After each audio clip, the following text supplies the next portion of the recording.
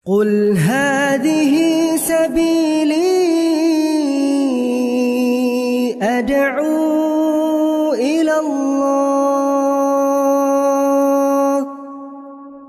Assalamualaikum warahmatullahi wabarakatuh. Alhamdulillah kita ketemu lagi di channel Pemberantas Kemaksiatan kaum muslimin. Dan seperti biasa sebelum kita masuk ke pembahasan, kami ingatkan untuk kaum muslimin yang belum subscribe ke channel ini, silahkan subscribe untuk mendapatkan notifikasi ketika ada video-video yang terbaru yang kita upload di channel ini. Dan untuk yang sudah subscribe, kami ucapkan jazakumullahu khairan katsira. Dan kaum muslimin, kali ini kita akan kembali membahas video yang sempat viral beberapa hari yang lalu. Ada sekelompok biksu yang melakukan ritual ibadah di masjid kaum muslimin. Kemudian ritual ibadah tersebut tentu mendapatkan izin dari takmir masjid sekaligus mendapatkan penjagaan dari banser kaum muslimin. Ini luar biasa kacau kaum muslimin ya. Dan video ini sengaja kami buat lagi sekaligus untuk menjawab tuduhan-tuduhan yang diberikan oleh para pendukung Ustadz Adi Hidayat ketika kami membahas permasalahan kesalahan Ustadz Adi Hidayat yang mengatakan surat Asy-Syu'ara adalah surat pemusik dan sahabat Hasan bin Sabit radhiyallahu an adalah pemusik di samping Nabi Muhammad SAW. Ketika kami membahas permasalahan tersebut kaum muslimin, ya, muncul perkataan-perkataan yang mengatakan bahwa kami ini membahas hal-hal yang nggak penting kaum muslimin. Banyak hal yang lebih besar yang seharusnya dibahas. Padahal permasalahan penggunaan masjid sebagai tempat ibadah para biksu ini sudah kami bahas juga, dan ini masalah besar kaum muslimin. Tapi nggak tahu kalau kemudian para pendukung Ustadz Adi Hidayat menganggap bahwasanya ini adalah masalah yang kecil kaum muslimin ya. Padahal ini masalah besar juga kaum muslimin ya. Bagaimana masjid yang seharusnya dijadikan tempat untuk mentauhidkan Allah Subhanahu wa taala, ya, di mana kita melakukan ibadah di sana harus ikhlas lillahi taala. Ikhlas itu maknanya yaitu mentauhidkan Allah Subhanahu wa taala kaum muslimin. Ya, akan tetapi ternyata di masjid ada fungsi lain sekarang. Bisa dijadikan tempat untuk ibadah orang Buddha. Di mana orang Buddha itu beribadah tentu bukan untuk Allah Subhanahu wa taala. Padahal masjid itu gunanya untuk beribadah ikhlas lillahi taala. Tapi ini ibadah untuk dewa ya, di dalam masjid. Dan kali ini kita akan menyimak sebuah video kaum muslimin di mana ada seorang ustadz. Ustadz ini bernama Ahmad Syahrin Thorik. Beliau mendapatkan pertanyaan tentang kejadian ya, biksu yang beribadah di dalam masjid. Awalnya beliau menyampaikan bahwasanya beliau tidak ingin merespon kejadian ini kaum muslimin. Akan tetapi ketika beliau melihat ada orang-orang yang mencari pembenaran, orang-orang yang berusaha membenarkan tindakan-tindakan yang seperti itu dengan dalil-dalil, maka beliau terpanggil untuk merespon, untuk membahas ya. Dan ini tentu demi kemaslahatan umat kaum muslimin ya. Coba kita simak videonya kaum muslimin.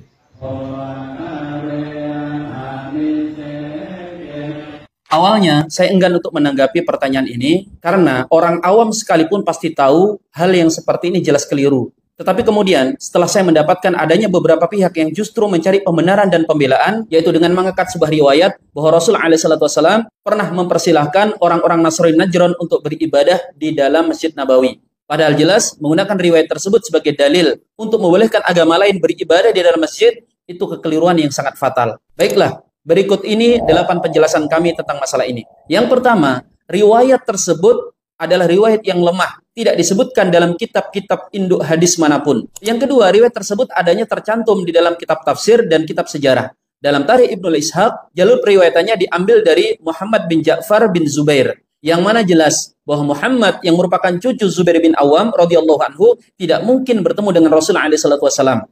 Kemudian dalam tafsir As-Sa'labi disebutkan jalur periwayatannya ada yang dari Muhammad bin Marwan As-Saddi, yang mana mayoritas ulama hadis melemahkan rawi yang satu ini. Kemudian jalur selanjutnya adalah dari Abdullah bin Ja'far Ar-Razi, yang menerima periwayatan tersebut dari Rabi ibn Anas, yang mana kemudian para ulama mengatakan apabila dua rawi ini bertemu maka hadisnya lemah. Maka secara kesimpulan, jalur periwayatan kisah ini adalah lemah sehingga tidak bisa digunakan sebagai dalil. Yang ketiga, seandainya saja periwayatan tersebut bisa diterima, bukan untuk melegalkan semua agama boleh beribadah di dalam masjid.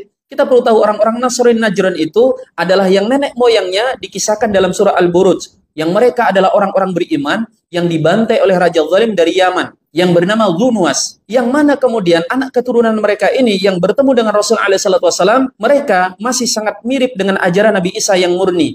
Sehingga tata cara ibadah mereka tidak seperti tata cara ibadah orang-orang Nasrani hari ini. Mereka masih ruku dan sujud seperti yang dilakukan oleh sebagian sekte Nasrani dan orang-orang Yahudi yang bahkan sampai hari ini masih bisa kita temui. Yang keempat, riwayat tersebut dijadikan oleh para ulama sebagai bahan bahasan untuk menentukan hukum tentang orang-orang non-muslim yang masuk ke dalam masjid. Apakah boleh atau tidak? Bukan untuk membolehkan mereka beribadah di dalam masjid. Kalau masuk masjid saja, itu sebagian ulama melarang. Lalu bagaimana dengan sampai beribadah di dalamnya? Yang kelima, ini sifatnya kasuistik. Rasul alaihissalam dalam bahasa yang benar di hadis itu bukan mempersilahkan, tetapi membiarkan. Ketika mereka mulai ibadah di salah satu tepi masjid, itu beberapa sahabat tidak meringkusnya, tetapi Rasul melarangnya. Seperti kasusnya ketika ada orang Badui masuk ke dalam masjid dan kemudian pipis di dalam masjid. Saat para sahabat tidak meringkusnya, Rasul melarang. Karena tentu kalau diringkus, dikejar, akan membuat najis itu tersebar kemana-mana. Tentu hadis ini tidak bisa kemudian menjadi dalil bolehnya atau membiarkan orang lain pipis di dalam masjid. Sama dengan riwayat tersebut, jika memang riwayat itu bisa diterima, dengan membiarkannya, Rasul alaihissalam memberikan semacam pesan bahwa sumber ajaran yang beliau bawa itu sama dengan apa yang dibawa oleh Nabi Isa alaihissalam. Hal ini terbukti begitu mereka kembali ke Najron, sebagian besar mereka telah masuk ke dalam agama Islam. Yang keenam, sebagian ulama menjadikan bahasan hadis ini adalah untuk menentukan hukum bolehnya orang di luar Islam masuk ke dalam masjid atas izin takmir atau kaum muslimin setempat, tetapi tidak untuk Masjidil Haram dan Masjid Nabawi. Yang ketujuh, tentang larangan umat lain beribadah di dalam masjid, menyembah Tuhan selain Allah, itu tegas dan jelas. Jangankan orang di luar Islam, orang Islam saja tidak diizinkan menyembah Tuhan selain Allah atau menyembah siapapun di dalam masjid kecuali Allah Subhanahu wa taala. Allah taala berfirman, "Wa annal masajida lillah fala tad'u ma'allahi ahada." Sesungguhnya masjid itu adalah kepunyaan Allah. Jangan engkau menyeru menyembah siapapun di dalamnya selain Allah Subhanahu wa taala. Dan ketika menjelaskan ayat ini, Al-Imam Ibnu Rajab mengatakan, "Fakama annahum la yumkinuna min fi'li ibadatihim fil masajid, fakadzalika la yanbaghi lil muslimin an yusallu salawatihim fi ma'abidil kuffar allati hiya mawdi'u kufrihim." Sebagaimana orang-orang di luar Islam itu tidak boleh beribadah di dalam masjid-masjid, demikian juga hendaknya orang muslim tidak menyembah Allah di tempat ibadah-ibadah mereka, yang mana tempat ibadah tersebut adalah sumber kekufuran mereka. Yang kedelapan, para ulama telah sepakat tentang masalah ini. Jika alasannya tentang bab toleransi, Anda tidak akan kekurangan dalil bagaimana ajaran toleransi dalam Islam. Makna toleransi dalam Islam itu bukan berarti kita menyamakan agama lain dengan agama kita, apalagi kemudian mencampur ajaran agama lain dengan agama kita. Sebagai contoh, namanya toleransi. Kalau ada orang misalnya sarapan pagi, yang satu minum teh, yang satu ngopi. Yang namanya toleransi adalah yang tidak suka kopi, minum tehnya. Dan yang suka kopi, minum kopinya tanpa mengganggu yang minum teh. Jangan sampai atas nama toleransi, kemudian antara teh dan kopi itu dicampur, maka dengan ini justru yang minum kopi tidak akan bisa menikmati kopinya, yang minum teh tidak akan bisa menikmati tehnya. Maka hal yang seperti ini tidak ada kaitannya sama sekali dengan bab toleransi. Bahkan tidak bisa dikatakan menghormati. Justru ini lebih tepatnya pelecehan. Melecehkan agama Islam sendiri dan juga melecehkan agama yang bersangkutan. Nah, kaum muslimin, jadi kalau masih ada yang menganggap bahwa masalah ini adalah masalah kecil, maka itu perlu diperiksa isi kepalanya kaum muslimin. Ini masalah besar kaum muslimin. Masjid itu Baitullah, rumahnya Allah. Tempat yang suci, suci dari kotoran fisik maupun kotoran akidah. Ya, masjid itu tempat kaum muslimin untuk ruku, untuk sujud, untuk membaca Al-Quran, dan berbagai macam ibadah dalam rangka mentauhidkan Allah Subhanahu wa Ta'ala. Bukan seperti pasar yang apa saja boleh ada di sana. Ya. Jadi yang mengizinkan para biksu itu untuk masuk ke masjid, beribadah di dalam masjid, kemudian yang menjaga itu orang yang jahil. Ya, orang yang jahil kaum muslimin. Orang yang tidak faham di dalam menggunakan dalil dan tidak faham dalil. Ya, hadis palsu dipakai. Itu hadis palsu kaum muslimin. Ya. Salah satu ciri hadis palsu itu jelas bertentangan dengan Al-Quran dan Sunnah. Di dalam Al-Quran jelas dikatakan bahwa Allah Subhanahu wa Ta'ala melarang masjid dijadikan tempat kesyirikan, dijadikan tempat untuk beribadah kepada selain Allah Subhanahu wa Ta'ala. Wa innal masajida lillah fala tad'u ma'allahi ahada.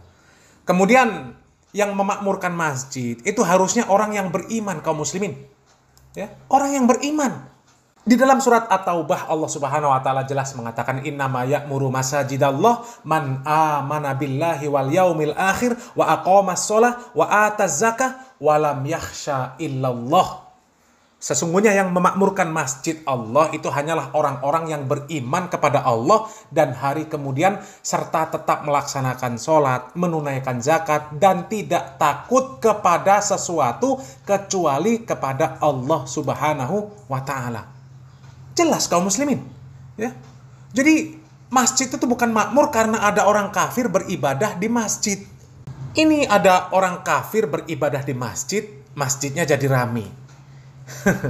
La ilaha illallah. Apalagi dengan alasan toleransi kemudian mencampur adukkan antara yang hak dengan yang batil. Ya. Kalau kias yang dipakai sama Ustadz tadi itu kalau menurut kami masih terlalu baik lah kaum muslimin ya. Mengkiaskan toleransi itu antara dua orang yang satu minum kopi, yang satu minum teh. Ya kalau kami kiasnya beda lagi dalam masalah yang seperti ini kaum muslimin. Ini kan masalah akidah. Ya. Urusannya surga dan neraka, kekal dan tidaknya di neraka kaum muslimin. Ya. Namanya akidah orang kafir itu jelas sesat. Itu akidah yang jelas-jelas membuat seseorang kekal di dalam neraka kaum muslimin. Ya, jadi kalau analogi kami, itu toleransi yang seperti itu ibarat orang yang makan daging sapi dan juga makan daging babi. Ya. Toleransi itu seharusnya ya biarkan mereka orang kafir makan babi. Kita muslim makan daging sapi. Ya. Jangan dengan alasan toleransi, kemudian daging sapi, daging babi dimasak jadi satu, kemudian dimakan sama-sama. Itu toleransi orang yang bodoh namanya. Ya. Tapi ya nggak heran lah kaum muslimin dengan kelompok yang satu itu ya. Dengan toleransi, mereka anggap ya boleh apa saja. Mereka ikut meramaikan peresmian gereja, Natalan di gereja, ikut nyanyi dalam gereja, ibadah gereja dijaga, ibadah orang Buddha dijaga, mereka capek di PJT, ya, ikut menggendong patung Maria, ikut ulang tahun dalam gereja, macam-macam lah kaum muslimin, ya. Dan sekarang masjid pun sudah bisa dipakai untuk ibadah orang Buddha, ya, cuma patungnya aja yang belum dipasang itu. Mungkin ke depan nanti, ya, di masjid yang ada label ormasnya mereka itu akan dilengkapi dengan ya berbagai macam ornamen orang-orang kafir lah kaum muslimin. Ada salibnya, ada patung, ya, ada berhala-berhala yang dituhankan selain Allah dengan mengatasnamakan toleransi. Sehingga umat apa saja, ya, orang-orang yang menyembah berhala apa saja nanti bisa beribadah di masjid mereka. Na'udzubillah min dzalik. Ya. Ini kalau tidak direm, tidak diberhentikan yang seperti ini, bukan tidak mungkin nanti terjadi yang seperti itu. Ya. Ini orang Buddha sudah boleh beribadah di masjid. Nanti orang Kristen, nanti orang Konghucu, nanti orang Yahudi dan sebagainya lah kaum muslimin. Ya. Dan terakhir kaum muslimin, ya, kami sampaikan masalah yang seperti ini masalah besar kaum muslimin, masalah penting, masalah akidah, masalah tauhid, masalah pondasi di dalam beragama kaum muslimin.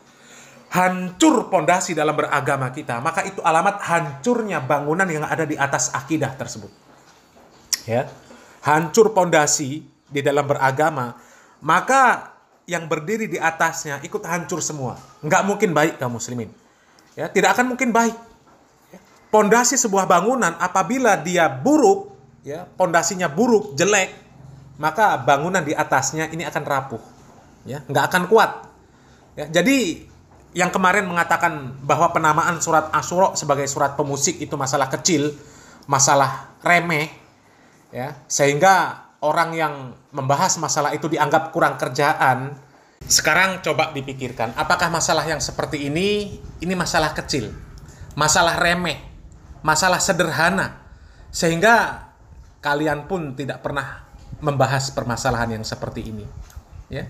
Coba mana pendukung-pendukung kemarin, pendukung-pendukung orang yang mengatakan surat Asyura surat pemusik, ada membahas masalah ini? Ya. Ada nggak? Nggak ada. Kami belum lihat videonya kaum muslimin. Ya. Ini mungkin juga dianggap masalah kecil, ya, masalah sepele juga. Ya. La ilaha illallah. Jadi masalah yang besar itu masalah apa? Ketika masalah surat Asyura, ya, nama surat dalam Al-Quran yang seharusnya penyair dirubah menjadi pemusik. Kemudian ketika masjid dijadikan tempat ibadah orang Hindu, kemudian dianggap masalah kecil, ya masalah sepele, masalah yang remeh, nggak perlu dibesar-besarkan. Ini masalah yang besar itu masalah yang seperti apa? Ya, silahkan pakai isi kepalanya. Salam waras, salam akal sehat, barakallahu fikum, wassalamualaikum warahmatullahi wabarakatuh.